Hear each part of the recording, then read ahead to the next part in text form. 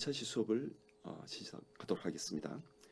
지난 11주 1차시까지는 우리가 엑셀의 전반적인 기능, 그리고 9주서부터는 우리가 피벗 테이블을 통해서 데이터를 요약 분석하는 그런 기능을 배우셨고, 그리고 매크로 기능을 통해서 어떤 이 엑셀의 어떤 명령어들을 반복되고 좀 복잡한 그런 명령어들을 이렇게 하나의 어떤 이 키로 이렇게 기록을 해서 엑셀을 이 실행함에 있어서 효율성을 증대시키는 그런 것을 배우셨습니다. 그래서 이번 차시부터는 이제 본격적으로 데이터 분석을 조금 다루려고 합니다. 그래서 데이터 분석을 엑셀을 통해서 하게 되시는데, 이 과목 자체가 엑셀의 2에 즉 기초 단계입니다. 그래서 이 분석도 머신러닝이라든지 이런 고급 분석까지는 우리가 진도를 하지 않고요. 여러분들 아마 13, 14차시에 주차에 분산 분석, 상관 분석, 회귀 분석까지는 여러분들이 직접 내용도 이해하고, 그리고 본격적으로 데이터를 가지고 엑셀 기능을 통해서 실습을 해보는 그런 시간을 갖도록 하겠습니다. 그래서 엑셀을 통해서 우리가 통계에 관련된 분석은 웬만한 것은 다 가능합니다. 그리고 애저라는 것을 통해서 우리가 머신러닝도 가능한 그런 내용입니다. 그래서 차차 여러분들이 이 엑셀 2의 이 과목 단계를 또 벗어나서 좀 더 고급 데이터 분석 쪽으로 또 다른 이 강의를 통해서 여러분들이 어떤 그 고급 분석을 또 학습을 하시기를 권장드립니다. 그래서 이번 시주 2차시에는 바로 이런 빅데이터 분석을 위한 데이터 전처리를 학습할 예정입니다.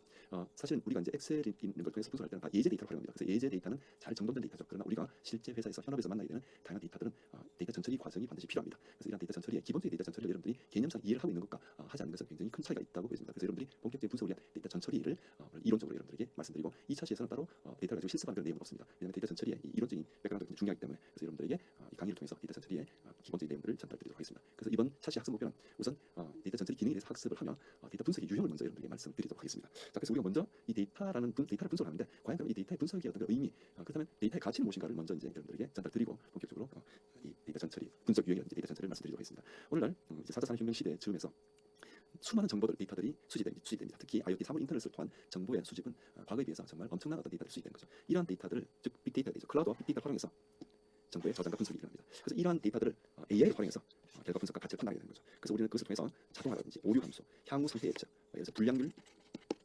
예측이라든지 보장을 미리 사전 예측한다든지, 이런 것을 그동안에 이 쌓여있던 그런 데이터들 분석을 통해서 이런 예측, 자동화, 이런 것을 가능하게 함으로써 데이터의 가치가 오늘날 상당히 데이터 가치 측면에서 상승되고 있다고 보여집니다. 이런 이 빅데이터 분석에서는 가트너 그룹에서는 크게 4단계의 빅데이터 분석 유형으로 분류를 하고 있습니다. 그래서 제일 왼쪽이 기술 분석입니다. 즉 현재 이 데이터를 통해서 무슨 일이 있었느냐, 이걸 우리는 디스크립티브 어널리시스에서 기술 분석을 합니다. 그래서 이 기술 분석을 여러분들이 사실은 이 지난 엑셀을 통해서, 특히 피벗 테이블 같은 경우에도 분석의 유형에 따르면 바로 기술 분석이 됩니다. 현재 이 데이터를 내가 원하는 관점에 따라서 어떤 축을 통해서 요약 정리해서 보면 바로 기술 분석에 속하게 되는 거죠. 그래서 그 기술 분석을 통해서 이 데이터에 현재 어떤 일이 일어났는지 유형별, 예를 들어서 우리가 실수에서 보셨지만 어떤 데이터의 종류별로 분기별 매출이 어떻게 됐고 이런 것을 이제 또 피벗 차트나 이런 걸 통해서 한눈에 우리가 직관적으로 파악하듯이 현재 무슨 일이 있었냐, 그리고 이것을 이제 왜 일어났냐, 진단 분석이 됩니다. 다음 단계는 바로 진단 분석이 되겠죠. 그래서 이 진단 분석을 통해서 이제 우리 본격적으로 예측 분석을 실시합니다. 그래서 여러분들이 14주 차에 배우시게 될 회귀 분석도 어떻게 보면 예측 분석에 가깝습니다. 그 회귀 분석을 전통적 통계적 방법을 할 것이냐, 머신러닝을 할 것이냐, 이런 것들은 상황에 따라서 다르겠지만, 저희들이 14주 차에 하는 회귀 분석, 가중 회귀 분석은 전통적 통계적 이 기법의 회귀 분석을 실시합니다. 그래서 엑셀에서는 바로 그런 내용들을 제공해 줍니다. 그리고 최종 단계에서는 처방 분석입니다. 처방 분석 꽤 고난이도에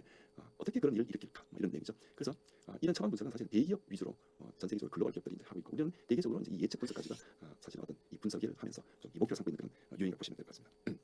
그래서 이런 서술, 진단, 예측, 휴범의 유형별로 어떤 분석 방법이 있는가. 그래서 이제 서술, 디스크립티브 어널리시스 단계는 통계량, 확률 분포, 상관관계, 회귀성, 이런 내용들을 이제 주로 이제 서술 분석해 보시면 되겠고, 진단 분석 왜 일어났는가. 이제 이거는 분집 분석이라든지 다중 회귀 분석, 베이잔 분집, 베이잔 이 내용도 여러분들이 이 다음 차시에 좀 다룰 예정입니다. 다음 차시가 될 것 같은데, 그리고 예측은 시계열 분석, 의사결정 트리라든지 앙상블 부스팅, 서포트 벡터 머신, 이런 등등 머신러닝이 관련되겠죠. 그래서 주로 이제 여기서는 기존 전통적인 통계적인 부분과 엑셀에도 여기 걸쳐져 있다 보이시겠죠. 걸쳐져. 그래서 정말 충분히 엑셀에도 가능한 그런 내용들. 이 단계를 넘어가면서 이제 머신러닝이나 딥러닝이 이제 포함이 되는데, 이때는 엑셀 기존 자체 기능으로는 없고 애저라는 것을 연결해서 그렇게 머신러닝 딥러닝을 수행할 수 있다라고 이렇게 알고 계시면 되겠습니다. 이와 같이 같은 회사는 이제 빅데이터 분석 유형을 이렇게 보고 있습니다. 그래서 우리가 제일 먼저 우리가 이런 서술 단계에서 출발해서 진단, 예측으로 흘러간다라고 이렇게 보시면 되겠고, 그래서 우리가 엑셀을 그동안 다양한 기능을 학습하셨는데, 주로 이제 저희는 이런 이 서술 분석을 주로 이제 하실 수 있다는 것이죠. 그래서 데이터 전처리는 우선 데이터 수집 경로를 체크해 보셔야 됩니다. 그래서 다양한 회사의 업무 시스템 데이터, 그리고 각종 로고, 이 로고 파일은 뭐냐면 우리가 어떤 기계라든지 어떤 애플리케이션, 소프트웨어 애플리케이션들은 작동하면서 다양한 기록들을 남기게 됩니다. 상황들에 대한 그런 기록들을 우리는 이제 로그 파일이라고 이렇게 보여지는 거죠. 그런 파일들을 또 분석함으로써 이 기계 이상 여부, 앞으로의 어떤 고장 여부, 또는 이 다양한 예측을 수행할 수 있는 거죠. 그리고 다양한 고객 데이터, 그리고 웹사이트 블로그에서 쏟아지는 그런 데이터들, 소셜 미디어, 그리고 사진, 동영상, 이미지, 그리고 다양한 센서를 통해서 IoT가 되겠죠. 다양한 센서를 통해서 업되는 수많은 데이터들이 우리가 현장에서는 맞닥뜨립니다. 그래서 이러한 데이터들을 분석을 해서 현 상황을 제대로 파악하고 가까운 미래를 예측하겠다. 이런 것이 바로 오늘날 빅데이터 혁명이라고 말하고 있습니다. 그래서 데이터 분석은 정말 굉장한 이 어떤 가치를 가지고 있는 거죠. 그래서 데이터로부터 이제 그 가치를 우리가 만들어내는 것입니다.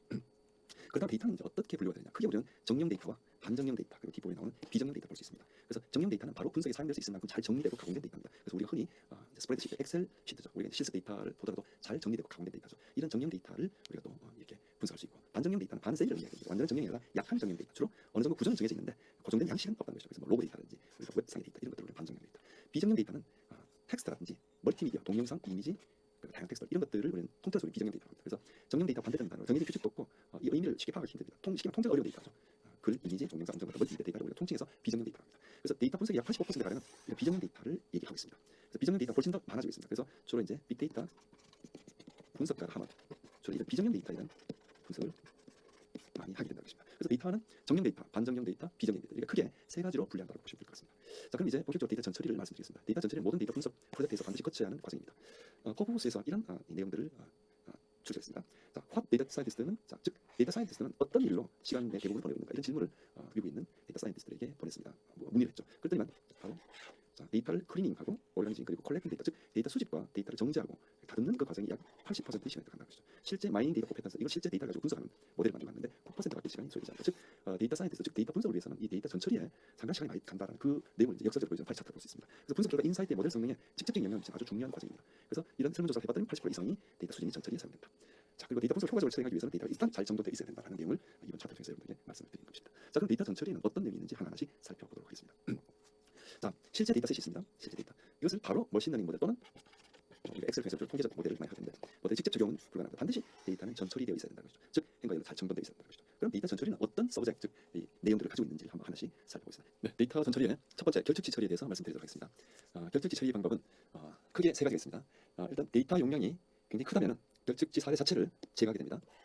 이게 용량이 이제 큰 경우에 해당됩니다. 만약 용량이 이렇게 크지 않은데 결특지 사례를 함부로 제거하면 분석 모델에 좋지 않은 영향을 끼치게 됩니다. 그리고 수치형의 경우에는 평균 중앙치로 대체하거나 범주형의 경우에는 모두 값으로 대체합니다. 데이터 분석을 할 때 이 데이터의 유형을 잘 파악하는 것이 굉장히 중요한데 12주차에서 데이터의 종류를 여러분들에게 말씀을 드릴 예정입니다. 그래서 먼저 잠깐 말씀드리면 자료는 크게 첫 번째 범주형 자료, 두 번째 이산형 자료, 세 번째 연속형 자료가 있습니다. 이 세 가지 자료의 유형에 따라서 분석 방법이 달라집니다. 따라서 어떤 데이터의 자료의 유형 또는 종류가 되겠죠. 종류가 범주형이냐, 이산형이냐, 연속형이냐에 따라서 이 분석 방법이 달라지기 때문에 자료의 종류를 먼저 잘 파악하는 것이 굉장히 중요합니다. 12주차에서 구체적으로 말씀드릴 예정입니다. 그래서 일반적인 수치형의 경우, 이산형이나 연속형 데이터인 경우에는 평균값 또는 중앙값으로 대체를 합니다. 중앙값은 자료의 중앙에 위치한 값입니다. 평균은 그야말로 자료를 다 더해서 자료의 수만큼 나눈 숫자가 되겠죠. 근데 범주형, 즉 카테고리형을 가진 카테고리형, 예를 들어서 남자 1, 여자 2 또는 서울 1, 부산 2 이런 식으로 해서 하나의 카테고리로 주어지는 그런 데이터 경우에는 모두 값으로 대체하는 것인데 이 모두가 무엇이냐면은 모두가 가장 많이 나타난 값입니다. 그 값으로 대체를 한다는 것이죠. 그리고 간단한 예측 모델, 이제 회귀 분석은 14주차에 여러분들이 회귀 분석을 개념을 배우시고 엑셀로 회귀 분석을 실습하는 를 할 예정입니다. 그때 구체적으로 말씀드리겠지만 이 회귀 분석은 어떤 자료를 선형적으로 회귀식을 만들어서 하나의 어떤 값을 예측하는 그런 분석 모델이라고 보시면 됩니다. 예를 들어서 변수들이 1, 2 자, 이렇게 데이터들이 있다고 합시다. 자, 그럼 변수 1과 2가 어떤 변수에게 영향을 주는 변수를 우리 이것을 독립 변수라는 표현을 씁니다. 독립 변수. 예를 들어서 온도, 습도 이런 값에 따라서 이 철의 강도가 기존의 이제 데이터들이 이렇게 1부터 1000개가 있다고 합시다. 그러면 자, 이런 변수 1과 2의 성격에 따라서 철의 강도가 주어진 데이터들을 잘 우리가 분석 모형으로 분석 모델링을 해서 식을 만들어내는 것이죠. 식을 만들어내면 이제 새로운 변수 1과 2의 새로운 new 값이 주어졌을 때 이 식에 의해서 펑션에 의해서 결과값이 도출된 겁니다. 자, 그러한 결과값을 대체하겠다는 그런 내용을 보시면 될 것 같습니다. 자, 그래서 간단한 예측 모델, 회귀 분석으로 대체하는 방식이 일반적으로 이용이 되는데 아마 여러분들 실제 상황에서 가장 많이 활용하는 방법 중에 하나가 이 방법이지 않을까. 그래서 무작정 결특지사를 제거를 한다든지 평균 중앙치로 대체하거나 모두값을 대체하는 방법도 있지만 가장 만약에 이게 수치형 데이터, 특히 연속형 데이터일 경우에는 이렇게 회귀 분석으로 대체하는 방식이 일반적으로 이용됩니다. 지금 방금 말씀드렸던 이 자료의 즉 데이터의 유형 또는 종류라는 표현을 쓰겠죠. 이 종류가 세 가지 있다는 것을 꼭 명심하시고 이번 12주차에 다시 한번 구체적으로 말씀드리겠습니다. 만약 널값, 즉 결특치 얼마 되지 않는다라면 변수의 평균값, 중앙값, 최빈값으로 대체를 합니다. 아까 말씀드린 것처럼. 그러나 널값이 대부분이라면 해당 변수 자체를 드랍시키는 방법도 있습니다. 예를 들어서 데이터가 1부터 1000개가 있는데 어떤 변수 x의 변수값들이 거의 대부분이 널값이다. 결특치다. 그럼 이 변수 자체를 의미가 없기 때문에 제거를 한다는 그 뜻으로 받아들이시면 될 것 같습니다. 자, 그리고 데이터 전체의 이상치의 탐지입니다. 이상치를 어떻게 탐지하는가는 박스 플롯, 줄기 그림 등등이 있는데 또는 3점도 그립니다. 박스 플롯은 이 데이터를 최소값 그리고 최대값 그리고 이걸 이제 Q1이라고 표현하는데 이 Q1이 뭐냐면 제1사분위수라고 표현합니다. 자, 제1사분위수는 데이터의 4분의 1 지점을 의미합니다. 그리고 이 점을 우리가 Q3라고 할 때 이것을 우리는 중앙값이라고 표현합니다. 가장 데이터의 중앙에 위치한 이 점이 Q3라고 표현한다면 이걸 우리는 제3사분위수라고 표현한다. 그럼 이 제1 4분위수와 제3 4분위수를 이렇게 박스를 만들어서 중간에 중앙값을 이렇게 줄을 것입니다. 이게 바로 박스 플롯입니다. 이 그림이 박스 플롯인데 이 박스 플롯을 보면은 데이터가 좌 또는 우로 심하게 치우친 모습을 보인다면은 이상치가 존재한다라고 판단할 수 있는 것이죠. 또는 산점도 그림은 변수 x, y가 있다면 이렇게 데이터를 점으로 표현할 수가 있습니다. 근데 갑자기 뭐 여기 하나 있든지 여기 하나 있든지 여기 하나 있다. 그럼 전형적으로 이런 데이터들은 이상치로 간주를 한다. 그래서 시각을 통해서 이상치를 탐지를 하고 또는 Z 스코어가 있는데 이건 이제 연속형 자료, 12초째 표시될 때 연속형 자료를 가장 잘 표현한 분포가 바로 정규 분포입니다. 정규 분포. 데이터가 이런 식으로 이제 형성되어 있다고 보이는 것이죠. 종의 평균을 중심으로 좌우로 대칭을 이루면서 평균 주변에 아무래도 데이터가 많이 몰리겠죠. 예를 들어서 영남대학 학생들의 키를 조사를 했다. 그러면 아무래도 영남대학 학생들 대부분은 평균 주변에 많이 몰려 있겠죠. 그래서 따라서 이 그래프가 이쪽을 이렇게 위쪽으로 그릴 수밖에 없는 거죠. 그리고 평균에서 멀어질수록 확률이 떨어지겠죠. 아무래도 자, 이런 모습. 자, 요걸 우리가 정규 분포라고 표현합니다. 정규 분포, 노멀 디스트리뷰션 표현하는데 이것을 평균이 제로이고 표준 편차가 1인 표준 정규 분포라고 얘기합니다. 자, 그럼 그림의 모습은 이렇게 됩니다. 평균이 제로이고 표준 편차는 기호로 이렇게 표시합니다. 1인 정규 분포를 그리는 표준 정규 분포입니다. 이렇게 Z 스코어는 바로 여기 일어나는 2의 평균 0 그리고 표준 편차 1이기 때문에 이렇게 표시합니다. 마이너스 3, 마이너스 2, 마이너스 1, 1, 2, 3. 자, 이렇게 해서 이 마이너스 3과 마이너스 3 이쪽으로 발생되는 데이터들은 이상치로 판별한다. 그런 내용을 보시면 되겠습니다. 그리고 밀도 기반 크러스팅 방법을 해서 군집과 밀도를 이용해서 특정 거리 내에 데이터 수가 지정해서 이상 있는 군집을 정리해서 그 군집에서 먼 거리에 있는 데이터는 이상치로 간주한다. 주로 이제 탐지는 이 방법을 많이 쓴다고 보시면 되겠습니다. 그럼 이상치를 어떻게 처리하느냐? 표준 점수로 표현하면 여기 이제 표준 정규 분포입니다. 그래서 표준 정규 분포는 왼쪽 하단처럼 평균이 제로이고 표준 편차가 이렇게 기호로 이렇게 표시합니다. 자, 그래서 표준가 1이기 때문에 이건 마이너스 1, 마이너스 2, 마이너스 3이 됩니다. 그래서 1, 2, 3. 이 점을 기준으로 해서 자, 이쪽 바깥에 있는 데이터들은 제거를 한다. 이것이 바로 첫 번째 방법이고 IQR 방식은 아까 여러분들에게 설명을 드린 제1 4분위수 데이터의 4분의 1 지점이죠. Q1에 표현하고 데이터의 4분의 3 지점을 제3 4분위수 Q3라고 표현합니다. 그럼 Q3 마이너스 Q1을 우리는 IQR을 배웠습니다. 이걸 다른 말로 하면 4분위 표본 4분위 범위라고 표현합니다. 범위. 그렇게 돼 있는 그걸 공식을 Q 마이너스 1.5 곱하기 IQR, Q 플러스 Q3 플러스 1. 자, 이 왼쪽에 표준 점수로 변환해서 하는 것보다는 표준 점수는 여기가 해당되는데 조금 안쪽으로 들어옵니다. 조금 안쪽으로. 그래서 이쪽 바깥으로 발생되는 데이터는 다 제거를 한다. 이것이 바로 IQR 방식을 활용하는 방식입니다. 그리고 도메인 지식을 이용해서 처리하는 방법은 이 데이터를 가장 잘 아는 데이터의 성격에 대해서 가장 잘 아는 사람에게 전문가에게 물어봐서 이상치를 어떻게 처리할 것인가 하는 물어보고 그 해답을 얻는 경우를 말씀드립니다. 세 번째 데이터 분포 변화입니다. 대부분의 모델, 특히 머신러닝 모델 하면 변수가 특정 분포를 따른다는 가정을 기반하는데 이게 되게 정규 분포를 따른다는 것을 가정을 합니다. 그래서 선형 모델의 경우에는 설명 및 종속 변수 모두가 정규 분포와 유사할 경우에 성능이 높아지는 것으로 보고 있습니다. 그래서 로그라든지 EXP라든지 SQL 함수를 써서 설정해서 데이터 분포를 변환하는 것이 바로 데이터 전처리의 세 번째 단계라고 보시면 되겠습니다. 네 번째 데이터 전처리의 네 번째 단계는 데이터 단위 변환입니다. 데이터 단위.